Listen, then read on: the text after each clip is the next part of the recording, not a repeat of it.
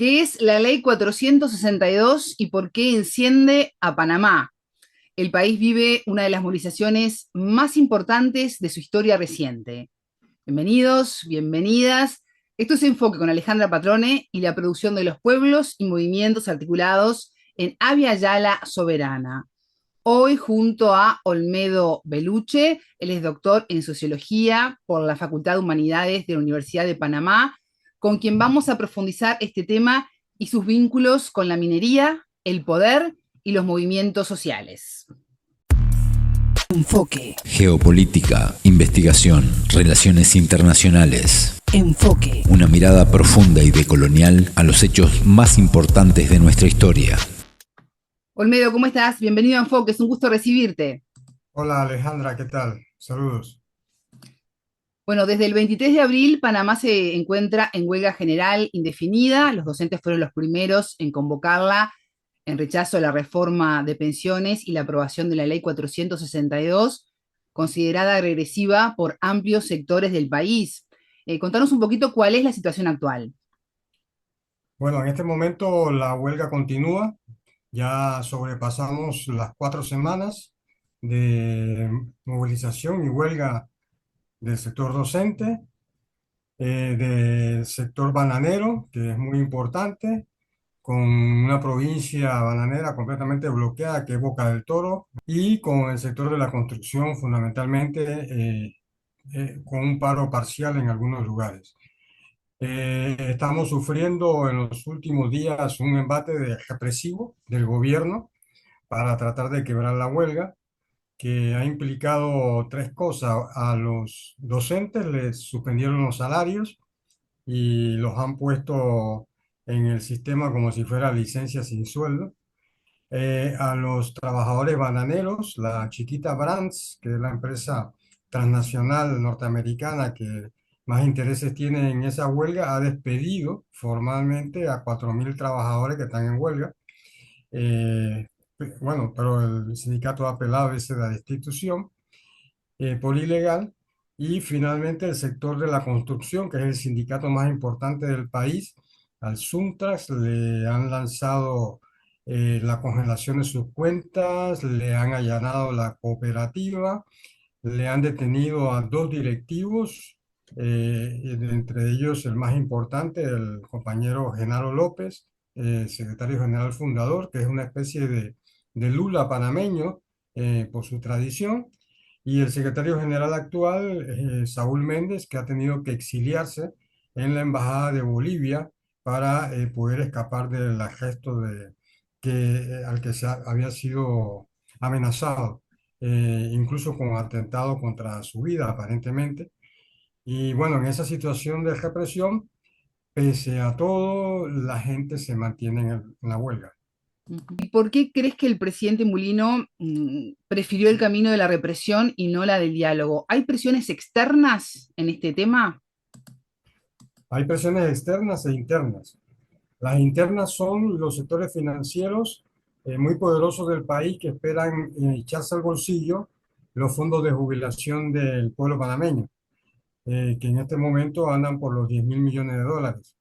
Ese es el objetivo central de la reforma, permitir que las AFP, la administradora de fondos de pensión, manejen esos dineros, los inviertan, jueguen con ellos en la bolsa de valores, especulen y obviamente ganen ellos con las jubilaciones nuestras. Aparte de que la reforma eliminó el sistema de jubilaciones solidario y pasó todo a cuentas individuales. En todas las estimaciones, los sectores económicos que hacen los cálculos, los economistas estiman que se va a cobrar jubilaciones inferiores al 30% del promedio de los salarios, lo cual ya sería una miseria. Y en el plano externo están los intereses de los Estados Unidos, contra los cuales también la gente se está movilizando. No más ayer en la tarde hubo una movilización muy grande de mujeres por la soberanía, recordando una movilización del año 47 contra las bases militares. Y fundamentalmente se protesta porque este gobierno acaba de firmar con el secretario de Defensa de Estados Unidos un memorando de entendimiento que permitiría la presencia militar norteamericana en Panamá de nuevo, después del año 2000, que habían salido de las tropas norteamericanas en tres bases militares que están señaladas en ese memorándum. Así que seguramente el factor norteamericano es un factor que está jugando a su favor el señor Mulino, pretendiendo que los Estados Unidos lo van a respaldar hasta el final en todas las medidas que tomen. ¿Y qué rol están cumpliendo los sindicatos y los movimientos sociales y también los partidos políticos en la defensa de la soberanía de Panamá? Bueno, todos los sectores que están en lucha han salido a repudiar ese memorando de entendimiento y la presencia militar norteamericana en Panamá. Panamá luchó durante todo el siglo XX contra la zona del canal, contra las bases militares, contra el canal controlado por Estados Unidos y una insurrección popular en 1964 que costó más de 20 vidas, 500 heridos y fue de hecho una revolución, obligó a negociar un tratado que fue el Tratado de 1977 para eliminar esas bases militares y pasar el canal a manos panameñas. Ahora que Trump hacía estas amenazas, por supuesto la opinión pública ha repudiado esas amenazas. Todos los sectores sociales, intelectuales, estudiantes, sindicatos han salido a las calles e incluso han incorporado a la lucha la demanda de que se anule ese memorando de entendimiento. Los partidos políticos son más ambiguos. Algunos políticos han repudiado el memorando, otros, como son también instrumentos de la política norteamericana, han preferido pasar agachados en el tema. Así que esa es la circunstancia. Siempre el sector popular ha sido el que se ha opuesto a la presencia norteamericana en Panamá y ha defendido consecuentemente la soberanía. Por parte de la burguesía panameña y sus partidos políticos ha sido lo contrario. Panamá sorprendió en 2023 con una huelga también muy importante, pero tenía que ver con el contrato minero. ¿Hay alguna continuidad en este 2025 de esa lucha? A mi juicio, yo creo que estamos viviendo una explosión social en tres tiempos, Ujú. porque en 2022 también hubo una explosión social que tiene como explicación el hecho de que Panamá, pese a todo el gran crecimiento económico que ha significado la reversión del canal en estos 25 años, pese a que el Producto Interno Bruto saltó de 10.000 millones de dólares en el año 2000 a 80.000, 90.000 millones de dólares por donde estamos en este momento, es un país muy desigual, con un gran nivel de pobreza y de desempleo estructural. De hecho, el 60% de la fuerza laboral panameña está en la precariedad, con un 20% en la juventud de desempleo abierto y 10% en el promedio general. Entonces, ya esto explotó en 2022, cuando después de la pandemia todo esto se había agravado y hubo un aumento de los precios de la comida, de las medicinas y el combustible. Ahí fue la primera explosión social que se dio con métodos muy parecidos a lo que se hace ahora, donde las comunidades campesinas e indígenas colaboraron bloqueando la carretera, la interamericana, y paralizando la economía. Esto volvió a explotar en 2023 con el acuerdo ese con la minera canadiense First Quantum, que pretendía continuar por 20 años más la explotación de la mina de Donoso, dándole al país una bicoca del 2% de las regalías y devastando completamente una zona boscosa muy importante. La gente salió a la calle y ahí, bueno, se logró que la Corte Suprema de Justicia declarara inconstitucional el contrato. Pero ahora, justamente, la ofensiva neoliberal del señor Mulino vuelve a restituir esto, porque junto con simultáneamente haber firmado el memorando de entendimiento con Estados Unidos, aprobó la ley 462 para la reforma de las pensiones y anunció la apertura de la mina. Entonces, estos elementos se suman en las demandas populares y en el repudio popular. Sobre todo en la juventud cala mucho este tema ecológico y rechazo a restauración de la mina, cuyos dueños siguen ahí presionando al gobierno para que reabran las operaciones. Siguiendo un poco la línea de esos tres estallidos sociales que se hacía referencia, en 2022, pospandemia, en 2023, con el tema minero, ahora 2025 con el tema de las pensiones y la ley 462. ¿Qué oportunidades se pueden tener a partir de este momento, a través de la lucha social? ¿Qué oportunidades surgen en estos estallidos sociales? Bien, yo creo que hay un problema histórico que el movimiento popular panameño y sindical tiene que resolver, que es que Panamá es una de las excepciones de América Latina porque no tiene representación política de la izquierda en el Parlamento.